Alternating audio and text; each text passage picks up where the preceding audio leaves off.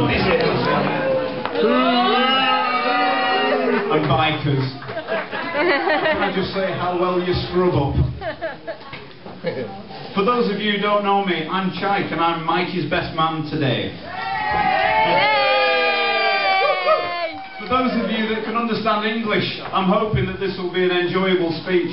However, I do believe there's a printed version available in Geordie, which might even have pictures. I think everyone will agree that Jackie the bridesmaid looks absolutely stunning today and did a brilliant job in making sure Polly showed up. I do actually think that Polly would have come without her, but it was a good effort and thank you very much. And Polly, can I just say that you look absolutely stunning. Well, Mikey, I think you're just looking a little bit stunned, mate.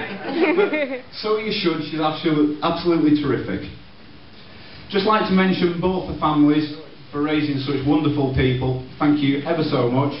To all our friends, all Mikey and Polly's friends for coming today, and for some absent friends, but I'll get to them shortly. I'd like to thank the management and staff of Haighton Manor for laying on such a wonderful display for Mikey and Polly and making this such a wonderful day for them. It'll stay with them forever. And for the bikers, I believe there's a bandana washing service available for those staying over if you wish to take that up. As you may tell, I'm not used to speaking publicly. And if you've ever seen our band, I don't have one of these in front of me. I was just slightly concerned about making a speech today, but that was until I found out about the sort of things I was supposed to say as best man. I learned there that up there with the important duties of remembering the rings, which I did, and getting the handcuffs, gaffer tape and cling film ready for the stag do, but unfortunately these things weren't used and I'll get to that shortly.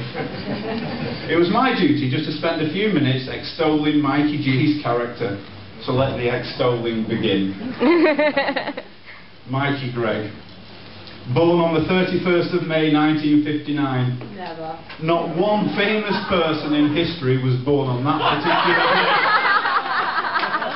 It's true, I looked it up on the internet.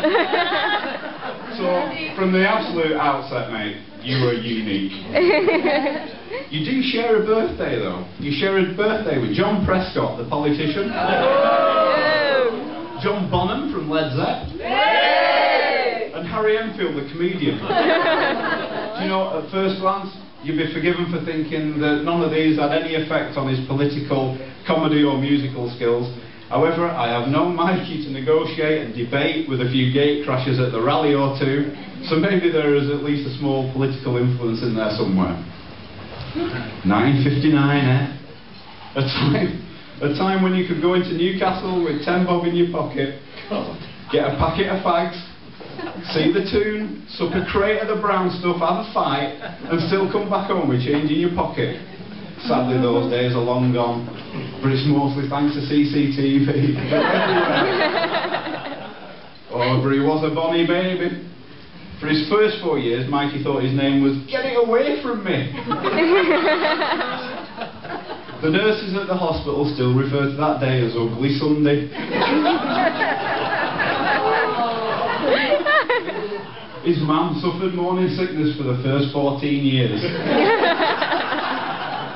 But he did grow up into the bonny lad we see here today.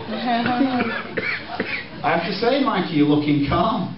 And it's true to say that last night you did sleep like a baby, but that meant he was up every 2 hours for a feed and a wind. I feel this was a bonding experience for the two of us.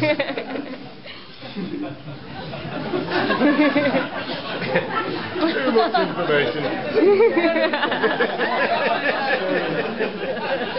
He's got a clamp on.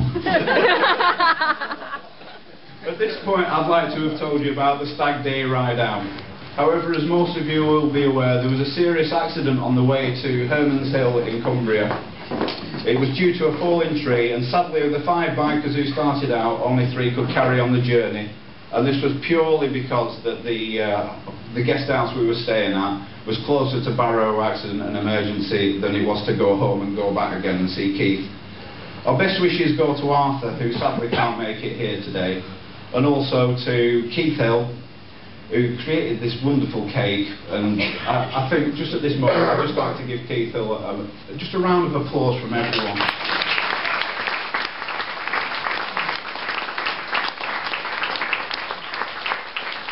I'm sure everyone here wishes to pass on their regards to Keith and Michelle and wish him a speedy recovery, and I'm utterly delighted to say that he was released from Gateshead General Hospital today to go home, and I'm utterly delighted for him.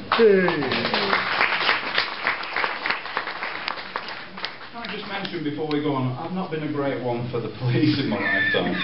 I'd just like to mention the response of our emergency services during this accident was nothing short of terrific. And tomorrow's rock night at the Whittingham Social Club, of which I hope you'll all attend, because here's the band, and I'm in it, and Maurice. And there's going to be a raffle that takes place where Jesters and Mikey and Paul have donated prizes towards the raffle, and all proceeds are going to the air ambulance, which I feel made the difference between Keith Hill making his speedy exit from hospital and the difference between him having a nightmare journey to Barrow A&E. So God bless the emergency services, they were terrific. And also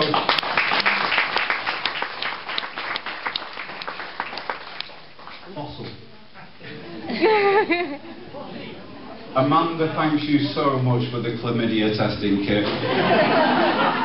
It was very, very useful. I can't talk about the stag night because one never took place, but I can tell you about Mikey's run-in with the dreaded alcohol. And this is indeed how he first met the beautiful Polly. It was February 2004. Malcolm. Sorry, Malcolm.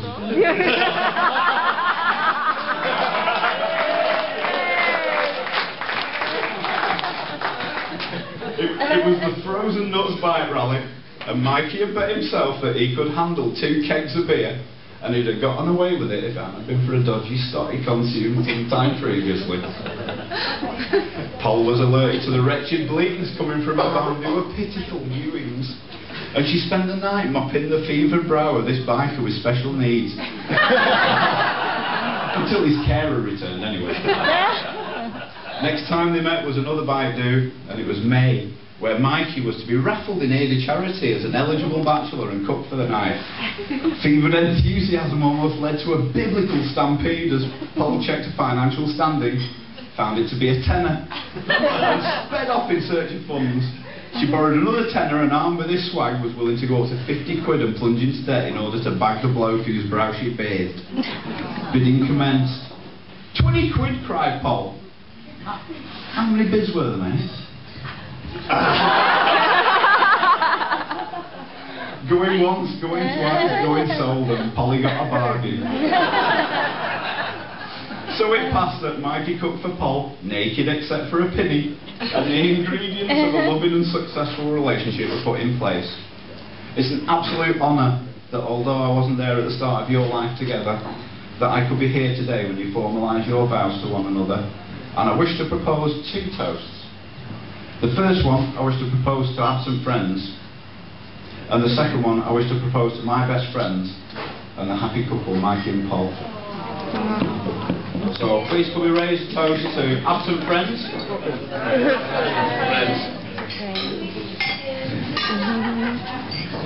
And Mikey and Polly, God bless you.